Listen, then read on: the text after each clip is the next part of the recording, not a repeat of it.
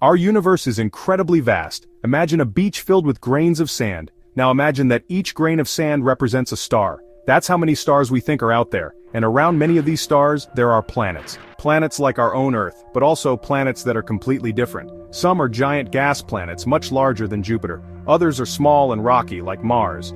The sheer number of stars and planets in the universe is mind-boggling. It's hard to even grasp the concept of so many worlds existing beyond our own. But with every new discovery, we learn more about the universe and our place within it. So how many planets are there in the universe? The truth is, we don't know for sure, but we know it's a number larger than we can possibly imagine. We live in a solar system with 8 planets. Each planet orbits our sun, a star we call Sol.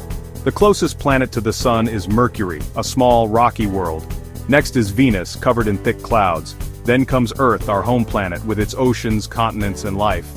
Mars, the red planet, is next, followed by the giant gas planets, Jupiter, Saturn, Uranus, and Neptune. Each planet in our solar system is unique and fascinating. They vary in size, composition, and distance from the sun. Studying these planets helps us learn about the formation and evolution of planetary systems. But our solar system is just one tiny part of a much larger galaxy, the Milky Way. And there are billions of other galaxies out there, each with its own collection of stars and planets.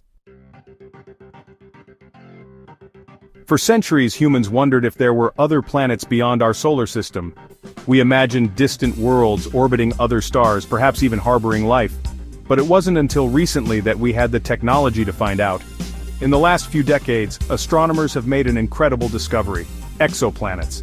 Exoplanets are planets that orbit stars other than our sun. They exist in all shapes and sizes, from gas giants larger than Jupiter to small rocky planets like Earth. The discovery of exoplanets has revolutionized our understanding of the universe. It's shown us that our solar system is not unique, and that planets are incredibly common throughout the cosmos. But finding these distant worlds is no easy task. It requires sophisticated telescopes and advanced techniques to detect their faint signals from light years away. One way astronomers find exoplanets is by looking for tiny dips in a star's brightness. This method is called transit photometry. Imagine a fly passing in front of a car headlight. The fly itself is too small to see from a distance, but you might notice the headlight dimming slightly. The same principle applies to exoplanets. When an exoplanet passes in front of its star, from our perspective, it blocks a tiny fraction of the star's light. This dip in brightness, while minuscule, can be detected by sensitive telescopes. By carefully measuring these dips in starlight, astronomers can determine the size of the exoplanet and its orbital period. They can even learn about the planet's atmosphere by analyzing how the starlight filters through it. Transit photometry has been incredibly successful in finding new exoplanets.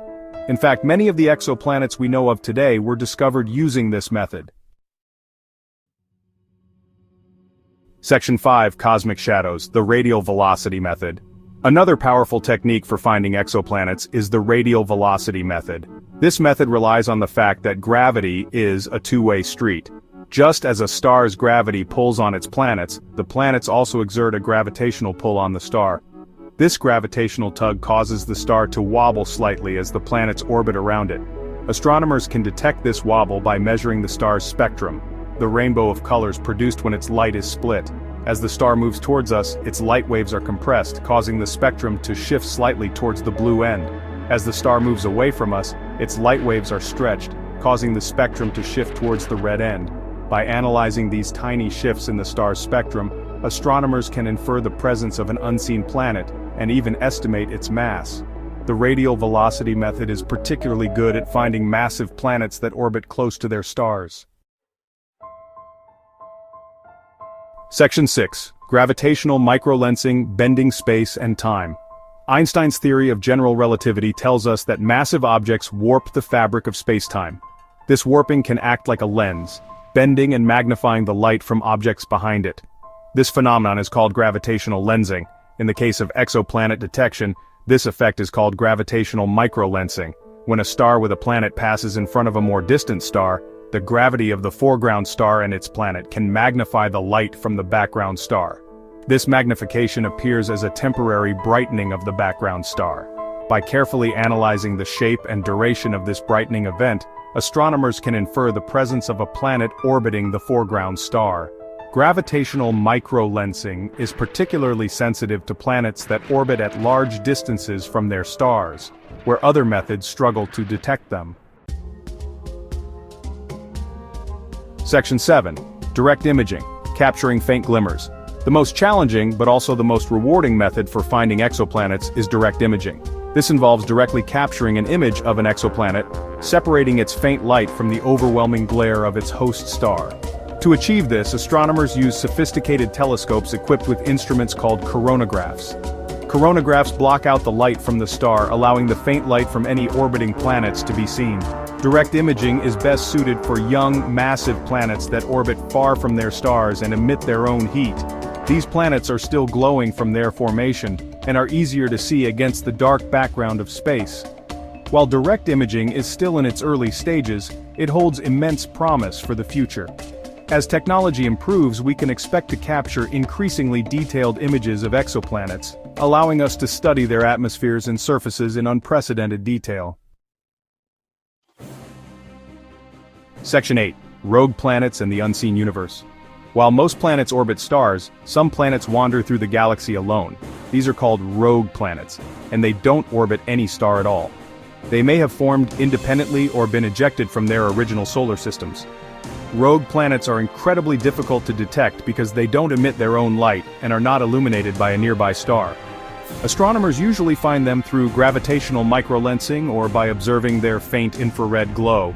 The existence of rogue planets suggests that our current methods for detecting exoplanets may be missing a significant population of these celestial objects. There could be countless rogue planets lurking in the darkness of interstellar space, hidden from our view. The challenges of detecting rogue planets highlight the vastness of the universe and the limitations of our current technology. There are likely many more planets out there than we can currently detect. Section 9. An everlasting quest for new worlds.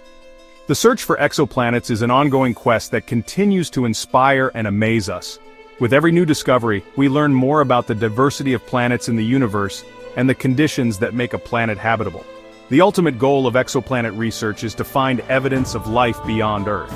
While we have yet to find definitive proof of extraterrestrial life, the discovery of so many exoplanets, some of which may be habitable, gives us hope that we are not alone in the universe.